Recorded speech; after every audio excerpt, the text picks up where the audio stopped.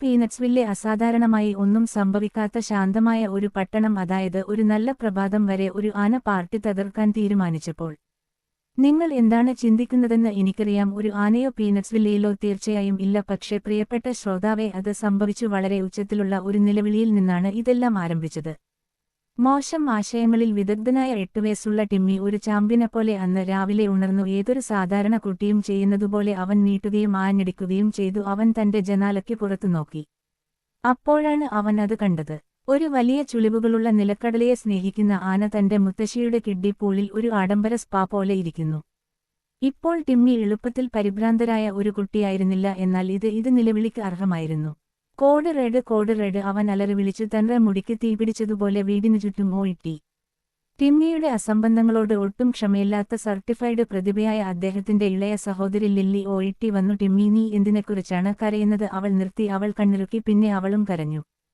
കാരണം നിങ്ങൾ നോക്കൂ, ഒരു എലിഫന്റ് ഉണ്ടായിരുന്നു ഇരിക്കുക അവരുടെ പിറകുവശത്ത്.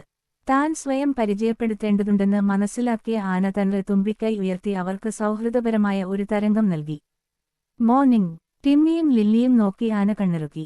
ഈ സാഹചര്യത്തിൽ ഏതൊരു സാധാരണ കുട്ടിയും ചെയ്യുന്നതുപോലെയാണ് ടിമ്മി ചെയ്തത്. നമുക്ക് അവനെ നിലനിർത്താമോ? ലില്ലി അവളുടെ നെറ്റിയിലടിച്ചു. ഇപ്പോൾ പ്രിയ ശ്രോതാവെ, ഒരു സ്വർണ്ണമത്സ്യത്തെ മറച്ചുവെക്കുന്നത് എളുപ്പമാണ്. ഒരു നായക്കുട്ടിയെ മറച്ചുവെക്കുന്നുണ്ടോ? കുറച്ചുകൂടി കഠിനം. എന്നാൽ 3 ടൺ ഭാരമുള്ള ഒരു ആനയെ അവരുടെ ഭയപ്പെടുത്തുന്ന മുത്തശ്ശിയിൽ നിന്ന് മറച്ചുവെക്കുന്നുണ്ടോ? അസാധ്യമാണ്. എന്നിട്ടും കുഴപ്പത്തിലായ തന്റെ ചെറിയ ആത്മാവിനെ അനുഗ്രഹിക്കുന്ന ടിമ്മിക്ക് ഒരു പദ്ധതിയുണ്ടായിരുന്നു. ശരി, ഘട്ടം 1 ഞങ്ങൾ അവനെ മറയ്ക്കുന്നു. ഘട്ടം 2 ഞങ്ങൾ അവന് ഭക്ഷണം നൽകുന്നു. ഘട്ടം 3 ലാഭം. ലില്ലി കൈകൾ നീട്ടി. ഒരു എലിഫന്റ് പ്രതിഭയെ കൃത്യമായി എവിടെയാണ് ഒളിപ്പിക്കാൻ നിങ്ങൾ പദ്ധതിയിടുന്നത്?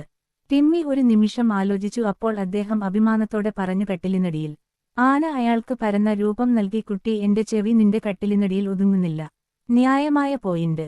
ഇതിനിടയിൽ മുത്തശ്ശിയുടെ കിടപ്പുമുറിയുടെ വാതിൽ പൊട്ടിത്തെറിച്ചു. വേഗം, ഞങ്ങൾക്ക് ഒരു പുതിയ പദ്ധതി വേണം. ലില്ലി പിറുപിറുത്തു. Plan B better. തീർത്തും ഗൗരവത്തോടെ ടിമ്മി പറഞ്ഞു. ലില്ലി പുഞ്ചിരിച്ചു. വെണ്ണയോ? അതെ, ഞങ്ങൾ അവനെ വെണ്ണയിൽ പൊതിഞ്ഞ് പുറത്തേക്ക് വലിച്ചെറിയുന്നു. ആന തല കുനിച്ചു. എനിക്ക് വെണ്ണ ഇഷ്ടമാണ്. ലില്ലി തന്റെ സഹോദരന്റെ കോളർ പിടിച്ചു. ഞങ്ങൾ ഒരു തർക്കങ്ങൾക്ക് സമയം ഉണ്ടായിരുന്നില്ല. മുത്തശ്ശി വരുന്നുണ്ടായിരുന്നു. അസംബന്ധങ്ങൾ സഹിക്കാൻ കഴിയാത്ത ഒരു സ്ത്രീയായിരുന്നു അവർ. അതിനാൽ അവർ ചെയ്തത് യുക്തിസഹമായ ഒരേയൊരു കാര്യമാണ്. പുഷ്. ഇപ്പോൾ പ്രിയ ശ്രോതാവെ, നിങ്ങൾ മുമ്പ് ഒരു ആനയെ തള്ളാൻ ശ്രമിച്ചിട്ടില്ലെങ്കിൽ ഞാൻ നിങ്ങളോട് പറയട്ടെ, അത് ബുദ്ധിമുട്ടാണ്. അവർ തള്ളിയിട്ട് അവർ കുലുങ്ങി. അവർ ശബ്ദമുയർത്തി. പിന്നെ സ്പ്ലാഷ്. ഓടിപ്പോയ സർക്കസ് ആനയായ ജംബോ ഒരു ടോർപിഡോ പോലെ കുളത്തിൽ നിന്ന് അവരുടെ അയൽവാസിയുടെ നിലക്കടല വെണ്ണ സ്റ്റാൻഡിലേക്ക് തെറിച്ചു. ഒരു നിമിഷത്തെ നിശബ്ദത അനുഭവപ്പെട്ടു. അപ്പോൾ നിലക്കടല വെണ്ണയിൽ തല മുതൽ വാൽ വരെ പൊതിഞ്ഞ ജംബോ അവന്റെ ചുണ്ടുകൾ നക്കി. മഴമ അത് വിലമതിക്കുന്നു. ആ നിമിഷം മുത്തശ്ശി ഒടുവിൽ പുറത്തിറങ്ങി. അവൾ കാറ്റുമണത്തു. എന്തുകൊണ്ടാണ് എനിക്ക് ആനയുടെ മണം വരുന്നത്? ടിമ്മിയും ലില്ലിയും തണുത്തു. ജംബോ തുമ്മി മുത്തശ്ശിയുടെ നാരങ്ങാവെള്ളത്തിൽ നേരിട്ട് ഒരു നിലക്കടല ഇട്ടു. വളരെ ചീത്ത. നീങ്ങുക. മുത്തശ്ശിയുടെ യുദ്ധ സ്ലിപ്പർ അപ്പോഴേക്കും അവളുടെ കയ്യിലുണ്ടായിരുന്നു. ഓ പ്രിയ ശ്രോതാവെ, അവൾ പൂട്ടുകയും ലോഡ് ചെയ്യുകയും ചെയ്തു. ഞാൻ സ്വിംഗ് ചെയ്യാൻ തുടങ്ങുന്നതിനു മുമ്പ് നിങ്ങൾക്ക് വിശദീകരിക്കാൻ 5 സെക്കൻഡുകളുണ്ട്. ജംബോ പരിഭ്രാന്തനായി. റൺ. അങ്ങനെ അവർ അത് ചെയ്യുകയും ചെയ്തു. 3 രൂപങ്ങൾ, ഒരു ചെറിയ ഒരു പ്രതിഭ, ഒരു വലിയ ആന. സൂര്യാസ്തമയത്തിലേക്ക് ഓയിട്ടി അവയ്ക്ക് പിന്നിൽ നിലക്കടല വെണ്ണയുടെ കാൽപ്പാടുകൾ അവശേഷിപ്പിച്ചു. എനിക്ക് ഒരു കാര്യത്തിലും പശ്ചാത്താപമില്ല, ടിമ്മി നിലവിളിച്ചു. ഞാൻ എല്ലാം നിരസിക്കുന്നു. ലില്ലി നെടുവീർപ്പിട്ടു. ഞാൻ നിറഞ്ഞിരിക്കുന്നു. ജംബോ ആഹ്ലാദം പ്രകടിപ്പിച്ചു.